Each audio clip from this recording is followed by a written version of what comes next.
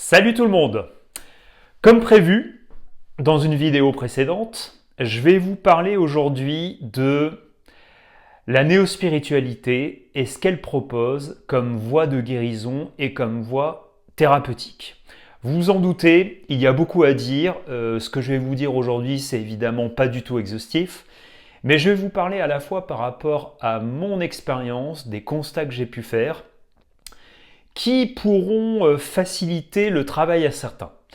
Si, comme moi dans le passé, ou comme d'ailleurs beaucoup de personnes, vous avez été un peu perdu dans la voie de la connaissance de vous-même, si vous vous êtes demandé finalement, quelle thérapie suivre ou quelle pratique spirituelle suivre, à la fois pour mieux vous connaître, mieux vous découvrir, pour résoudre des problèmes émotionnels particuliers ou même des problématiques en général, cette vidéo, elle n'aura pas la prétention de vous donner la vérité ou la réponse, évidemment, mais elle aura au moins le but de vous faciliter un peu la vie et peut-être de vous éliminer quelques mauvaises options. Et Dieu sait qu'il y en a beaucoup quand on voyage dans le paysage New Age actuel ou lié au développement personnel. Disons-le comme ça. Alors déjà, un premier constat, c'est que aujourd'hui, on est dans un monde merveilleux, le monde de la France actuelle, où en gros, vous avez deux camps qui s'affrontent. Vous avez un camp scientiste, qui par ailleurs peut avoir aussi de bons arguments. Alors quand je pense au camp scientiste, on peut notamment penser aux fameux zététiciens. Donc les zététiciens qui peuvent par ailleurs se retrouver un petit peu dans différentes branches. Hein. Vous pouvez en trouver chez certains professionnels de la santé actuellement, certains psychiatres, certains thérapeutes, etc. Donc vous avez ce clan scientiste d'un côté qui récuse absolument tout ce qui peut être de l'ordre de l'occulte, de la spiritualité, et qui considère que tout ça de toute façon est de l'ordre de la dérive sectaire. Je caricature à peine. Et vous avez de l'autre, un merveilleux monde qui est le New Age actuel, qui de mon point de vue est encore pire que le premier monde. Pourquoi il est encore pire? Alors pour la simple et bonne raison que quand vous avez affaire à des professionnels de la santé, notamment dans le monde de la psychiatrie actuellement, qui sont dans une optique particulièrement rationnelle et rationalisante, vous pouvez tomber sur des gens fermés d'esprit, c'est pas systématiquement le cas, mais au moins vous tombez sur des gens qui ont quand même un certain savoir-faire, j'allais dire un minimum de savoir-faire, mais non, ils ont un savoir-faire véritablement.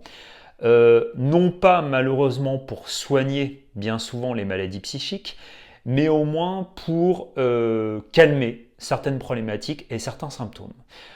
Par ailleurs, ne vous y méprenez pas, ces personnes n'ont pas la science infuse en réalité. Pourquoi? Tout simplement parce que, en ce qui concerne le fonctionnement actuel du cerveau, en réalité, et de l'aveu même d'un psychiatre avec lequel j'avais discuté, on ne connaît pas grand-chose. Ça veut dire que souvent, ces psychiatres, quand ils sont face à des cas particulièrement difficiles, comme des cas de psychose par exemple, ou de schizophrénie, ils peuvent suivre un protocole, mais ils peuvent aussi parfois jouer un petit peu au petit chimiste. Et quand je le dis, c'est pas péjoratif, hein, d'ailleurs c'est même pas pour négliger leur travail, mais c'est que bien souvent ils sont face à des cas où ils doivent expérimenter tel ou tel traitement, et où la marche à suivre n'est pas forcément exacte, ou un sans faux, mais bien souvent, à force de tâtonnement, d'expérimentation, on en arrive quand même à des résultats qui consistent à apaiser le patient. Et évidemment, ça ne se fait pas uniquement avec des médicaments, d'ailleurs. Il ne faut pas caricaturer la psychiatrie actuelle. Ça se fait aussi avec un suivi du patient, c'est-à-dire on tâtonne, on chemine avec lui pour voir si tel ou tel accompagnement, telle ou telle activité, ça peut être des fois des choses très concrètes, comme par exemple du travail manuel, de l'ergothérapie dans le cas de malades qui sont particulièrement atteints d'un point de vue psychique. Donc tout ce bricolage, on va dire, moitié médicamenteux, moitié thérapeutique, permet quand même de donner des résultats pour au moins apaiser certains symptômes et soulager la vie des patients. Ce qui n'est quand même déjà pas si mal que ça. Et c'est la raison pour laquelle finalement je pourrais reprocher à ce camp psychiatro-scientifique une certaine fermeture d'esprit, mais en général, encore ça dépend lesquels, mais ils en arrivent à la mesure de leurs moyens à certains résultats. Et de l'autre côté, vous avez donc le monde de la néo-spiritualité et du développement personnel actuellement. Vous avez tout un tas de choses qui sont proposées, très alléchantes généralement. On est dans un monde qui adore les slogans à l'américaine. Là, j'ai pas forcément de choses qui me viennent en tête, mais très souvent, on a quand même l'impression, quand vous voyagez à travers cet univers, que vous allez résoudre un maximum de problèmes grâce à des méthodes qui sont bien souvent présentées comme miracles, ou en tout cas qui sont présentées comme très efficaces. Alors on va déjà s'attaquer, je vais déjà m'attaquer à ce qu'on pourrait appeler les thérapies brèves.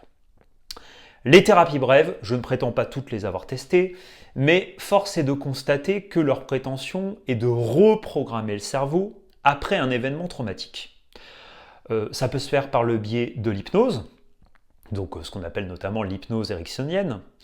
Vous avez également la PNL, tout ce genre de méthode de reprogrammation mentale effectivement, et l'EFT. Alors, il faut quand même dire une chose, c'est que la prétention de ces thérapies est très très très abusive. Alors parfois, effectivement, vous pouvez avoir quelques résultats, notamment sur le coup en général, c'est-à-dire que comme on est sur une suggestion dans la reprogrammation mentale, ou du cerveau, prétendue-t-elle en tout cas, on en arrive souvent à ce que le patient ou la personne, en tout cas, qui a fait quelques séances d'hypnose, de PNL, etc., en arrive à finalement à s'auto-convaincre ou à être boosté par un regain d'énergie, en ayant l'illusion finalement que tous ces problèmes sont résolus. Et bien souvent, en fait, quelques temps après, quelques mois après, un an après, le temps est assez variable, il en arrive à constater qu'en fait, ces problèmes sont exactement les mêmes. Mince! Vous aurait-on menti? Lui aurait-on menti? Eh bien, oui et non. Pas tout à fait, en réalité. Pas tout à fait parce que le problème en fait de ces techniques de reprogrammation, c'est qu'elles ont effectivement un effet, comme je viens de le dire, souvent à court terme, et qu'elles ne touchent pas ce qui fait le fond de la problématique d'un individu. A fortiori si cet individu a un problème véritablement profond, que ce soit une interrogation existentielle profonde, ça peut être son positionnement par rapport à la question de la mort, par rapport à la question de la spiritualité ou non, des fois ce questionnement peut être inconscient, ça peut être tout un tas d'autres problématiques qui peuvent être souvent liées à des traumas ou des blessures qui atteignent la psyché de la personne.